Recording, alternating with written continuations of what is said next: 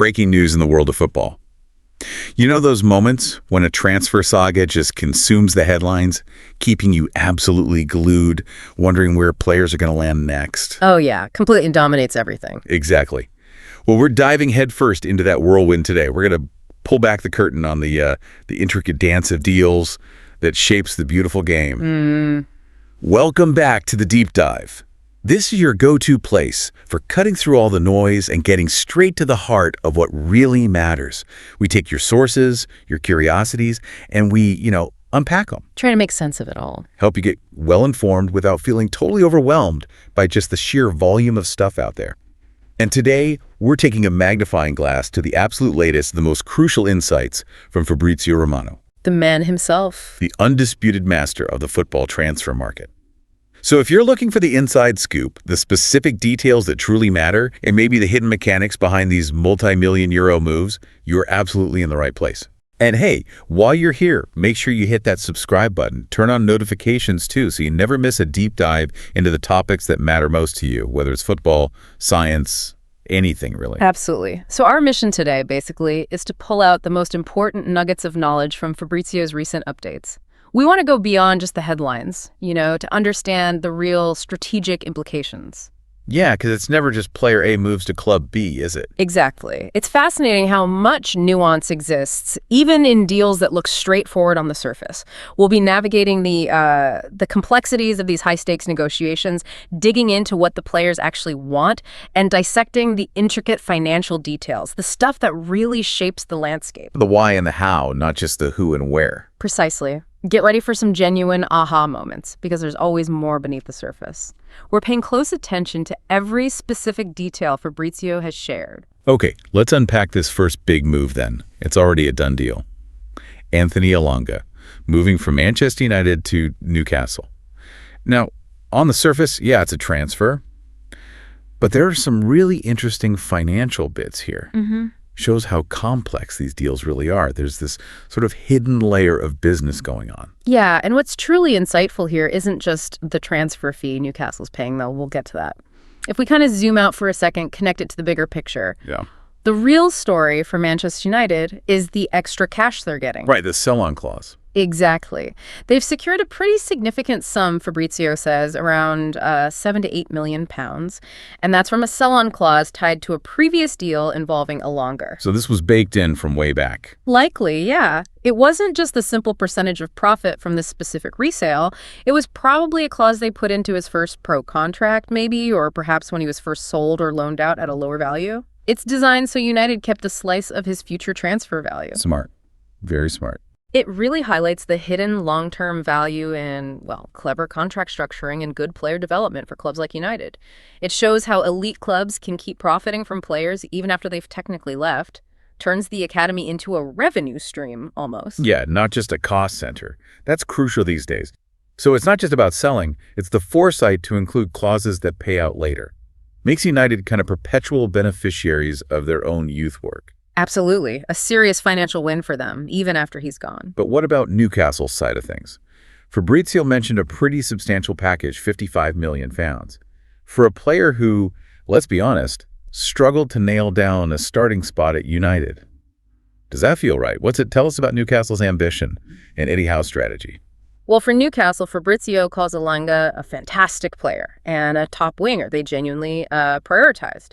Eddie Howe apparently pushed really hard for this deal. Now, that $55 million figure, it's important to remember, is the total package. So not just the upfront fee. Right. It includes the transfer fee itself, probably performance-based add-ons, and his salary over the whole contract.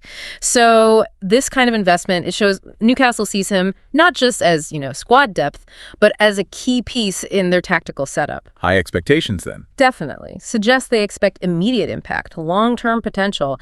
It's not just a punt, it's calculated. It tells us under how Newcastle are willing to commit serious resources for players who fit their vision exactly. Reinforces their ambition, doesn't it? Competing domestically in Europe. And the speed of it too. Travel, medical, signing, bang, bang, bang. Yeah, that shows efficiency. A well-oiled recruitment machine ready to go once terms are agreed. They clearly believe he's got a higher ceiling than he showed at United, and maybe Howe's system is the key to unlocking that. It's a strong statement from Newcastle, no doubt. Highlights how fast clubs can move when they're aligned.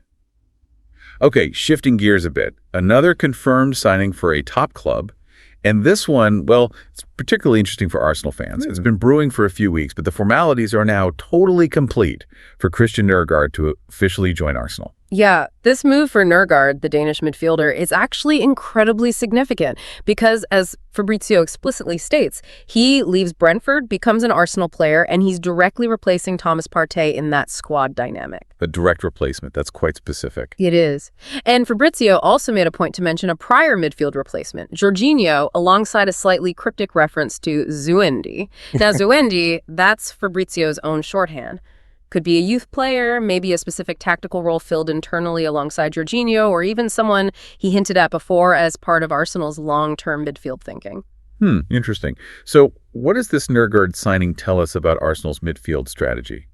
Is it like for like with Partey or something different? Well, that's the key question, isn't it? Nørgaard is known for his defensive solidity, breaking up play, intelligent positioning, good passing range, especially starting attacks. It suggests Arsenal are maybe focusing on strengthening the spine, adding resilience and control. Less about replacing Partey's specific creative spark, maybe more about overall structure. Possibly. It feels like a move towards greater midfield control, consistency, Premier League experience. He brings leadership, too, from his time at Brentford. It signals a move towards maybe more resilience in that engine room. And it seems these deals are often way more advanced behind the scenes than we realize.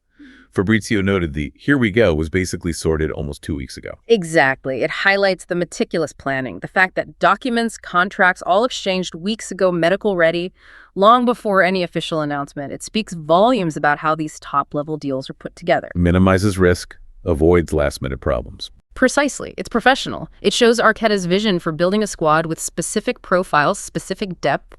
It's proactive recruitment, not reactive.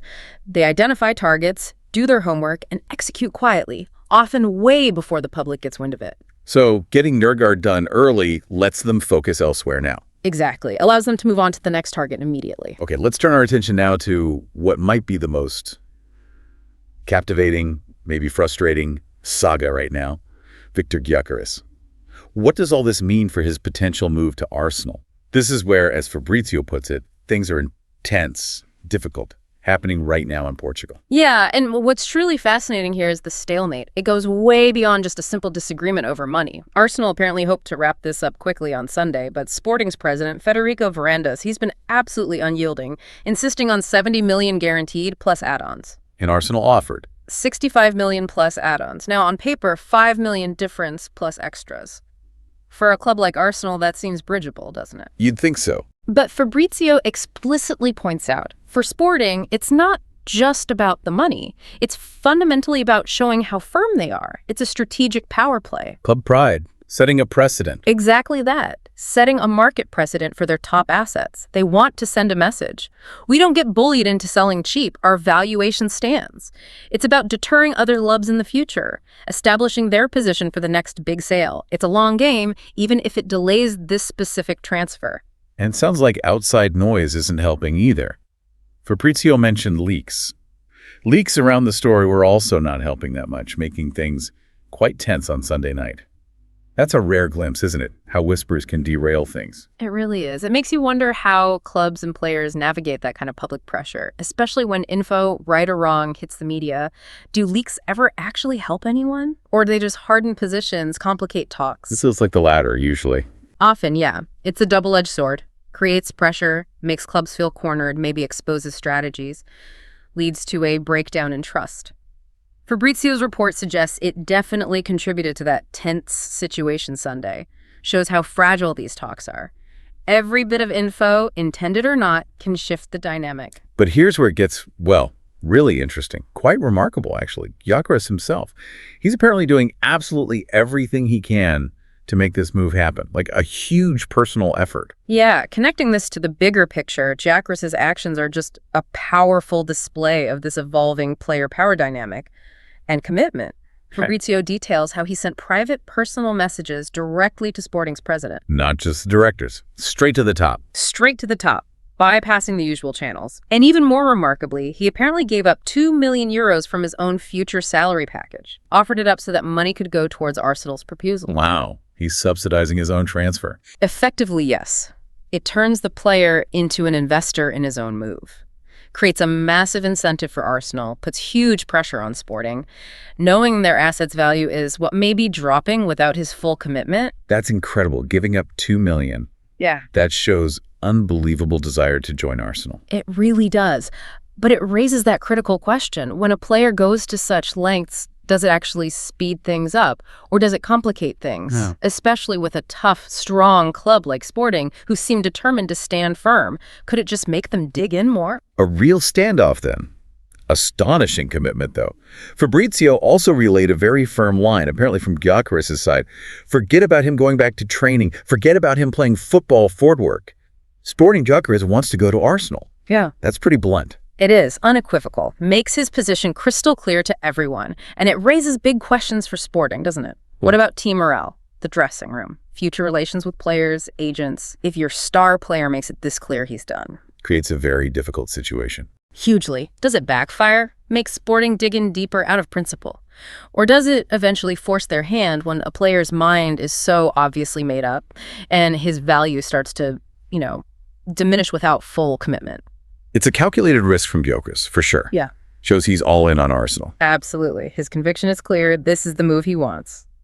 So with all this, the back and forth, the messages, the salary sacrifice, the public stance, where do things actually stand right now for Arsenal's pursuit in this really intense negotiation? Well, Fabrizio reported negotiations restarted on Monday. They're continuing today. So a renewed push, maybe a slightly different angle. He says any hour can be the hour for Gyökeres to Arsenal. Meaning it's close, or just very fluid. Probably both. Highly fluid, critical stage. A breakthrough could happen suddenly. Arsenal, keep working on this one. Keep advancing on the structure of this deal and the add-ons. Now, that phrase, advancing on the structure and the add-on. What does that actually mean? Not just the main fee. Exactly. It implies a complex package. They're likely negotiating intricate performance clauses, goals, appearances, trophies maybe, future payments spread out over years, specific incentives.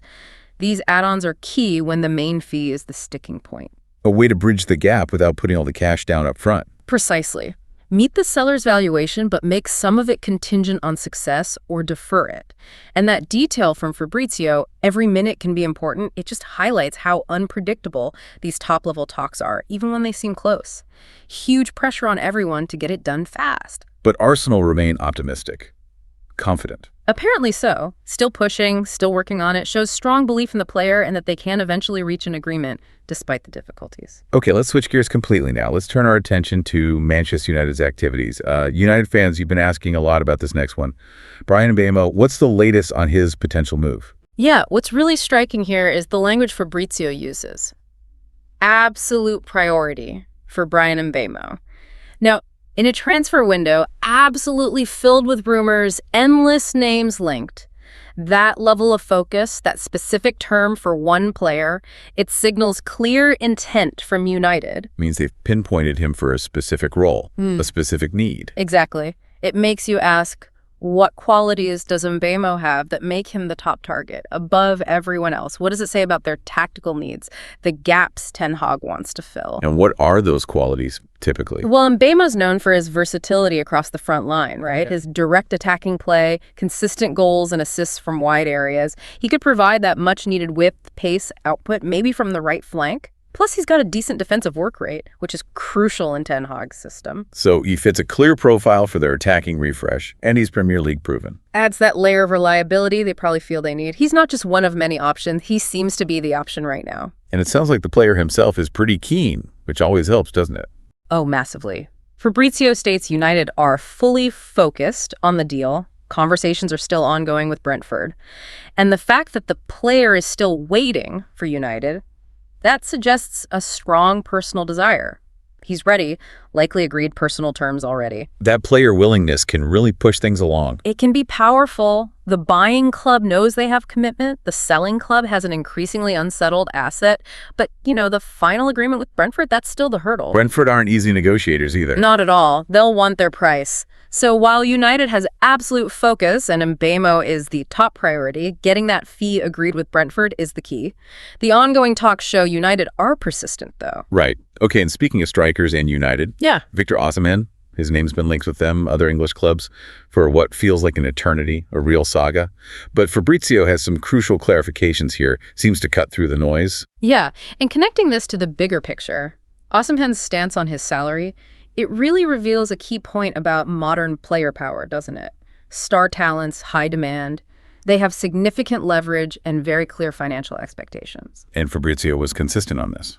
He says he always told you the deal for Man United was not advancing for Osimhen, even when rumors were flying. And the reason, explicitly stated, Osimhen never wanted to reduce his salary request, despite what United, other English clubs, were willing to offer within their wage structures. So it wasn't the transfer fee necessarily, it was the wages. Primarily, yes. And Fabrizio adds, Osimhen has always been very happy at Napoli anyway. It just illustrates that tension, balancing wage structures versus top player demands. When does a player's value just become too high for a club's ceiling? And for Osimhen, his terms were non-negotiable. If clubs couldn't meet them, he was happy to stay. Exactly. Shows personal terms can be an even bigger block than the fee for some elite players. Player agency right there. So United were out due to salary, and now it looks like Galatasaray might have pulled off quite a coup, at least on the player side, meeting those demands. Well, what's truly fascinating here is that Galatasaray now apparently has an agreement on a contract with Osimhen until 2028, option to 2029. That's a massive step, securing his commitment. But they still need to agree a fee with Napoli. Correct, and they're actively negotiating, but Napoli are being incredibly firm. Rejected 50 meters plus 5 meters, rejected 60 meters, insisting on their full 75 million genuine valuation. Napoli holding strong, not desperate sellers. Clearly not. They believe his value justifies that higher fee, especially given his importance to them. Now, Fabrizio also mentions Al Hilal, the Saudi club. Ah, the Saudi factor. Right. They were apparently prepared to pay for the player, likely offering an even bigger fee, bigger salary. But, and this is crucial, Osimhen has the agreement with Galatasaray, not Al Hilal. Player preference winning out over potentially more money. It highlights that profound trend, doesn't it? Player preference often trumps even significantly higher financial offers, especially from leagues maybe perceived as less competitive or less aligned with career goals. Galatasaray, Champions League football, passionate fan base, they're seen as the favorite. Tells you a lot about player aspirations beyond just cash. Sporting ambition, prestige. Exactly. It's a significant insight into how players weigh these huge career decisions in today's global market. It's not always just about the biggest paycheck. Okay, so with Osimhen potentially off to Galatasaray, ruled out for others due to wages. What does this mean for Napoli? Big boots to fill. And it seems they have a clear top target, Darwin Núñez. Yeah, and this immediately makes you wonder, doesn't it? Why would Napoli persist so strongly with Núñez when their reported first offer, 50 million, was so clearly not enough for Liverpool? Fabrizio said Liverpool would never accept that. Explicitly. Never going to be enough. Napoli knows Liverpool will never accept it. Yet despite that clear rejection, Napoli is expected to try again in the next days or 2 weeks. So why the persistence? He must be really central to their plans. It speaks volumes about his strategic importance, how well they think he fits their system. Núñez, despite, some inconsistency, offers that blistering pace, directness, unique physical presence, maybe complements their style perfectly. He's their absolute top target. That's key. And there's another factor, isn't there? The player's willingness. That's the crucial detail that shifts the leverage. Fabrizio reports Darwin Núñez opened the doors to Napoli 2 weeks ago. Negotiations started more than 10 days ago. This indicates he is very keen on the move. So he's basically told Liverpool he wants out. It sends a strong message, doesn't it? Puts significant pressure on Liverpool. Either integrate him fully or negotiate his departure, knowing his mind might be set on a new challenge. Classic player power influencing the market pace again. That player willingness is clearly a massive factor. Really makes you wonder how much it dictates the outcome when clubs are miles apart on price. Okay, moving from transfers to contract updates, just as vital for clubs. Yeah. Nico Williams. He's staying at Athletic Club, not going to Barcelona. That's big news in Spain. But the real story, the insight, is in his new release clause. It's okay. Quite something. It really is. What's truly fascinating is the sheer scale and the complexity of this new clause. Fabrizio says around 100 million between the fixed part and taxes from 2026. Okay, break that down. 100 million fixed part and taxes. Right. It's a huge jump from his previous clause, which was around 58 meters plus taxes, maybe up to 62 meters this summer. So nearly doubling his price tag. And that fixed part and taxes bit is crucial. What does it mean? Well, in Spain, release clauses work differently. It's basically a fee the player pays their own club to terminate the contract. But buying that out triggers a tax event, often a big one. So a 100-meter clause means the buying club actually has to fork out way more than that, potentially 120, 130 million total, maybe more, depending on taxes. Making it incredibly prohibitive. Exactly. It's a massive deterrent. And signing a 10-year contract alongside it, what does that signify? For Athletic, they're securing a huge asset long-term, making him almost untouchable. It's a massive statement of commitment and trust from both sides. Building their future around him for a decade. How does a clause that big compare generally in modern football? It puts Nico Williams firmly among the elite global talents in terms of protection. Very few players have clauses that high, especially when you factor in the Spanish tax implications. And the jump from 60-ish million to 100 million plus taxes in just a couple of years shows how fast valuations for young, committed talent can skyrocket. Athletic are basically saying, he's ours, and if you want him, you pay an absolutely astronomical price. Yeah, a powerful statement from Athletic Club indeed. Okay, finally, let's shift gears one last time. Across the pond to MLS, specifically Leo Messi and the big news from Inter Miami. Seems his story there is far from over, despite maybe some chatter he might be winding down. Yeah, what's genuinely fascinating here is the strength of the mutual desire to keep this going. Fabrizio confirms Messi is actively negotiating with Inter Miami over a new contract.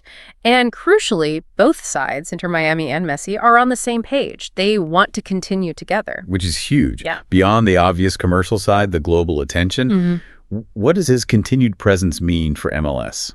For Inter Miami specifically, on and off the pitch? Well, it raises that pivotal question, doesn't it? It suggests a deeper commitment from Messi, a really successful adaptation to a new league, new culture.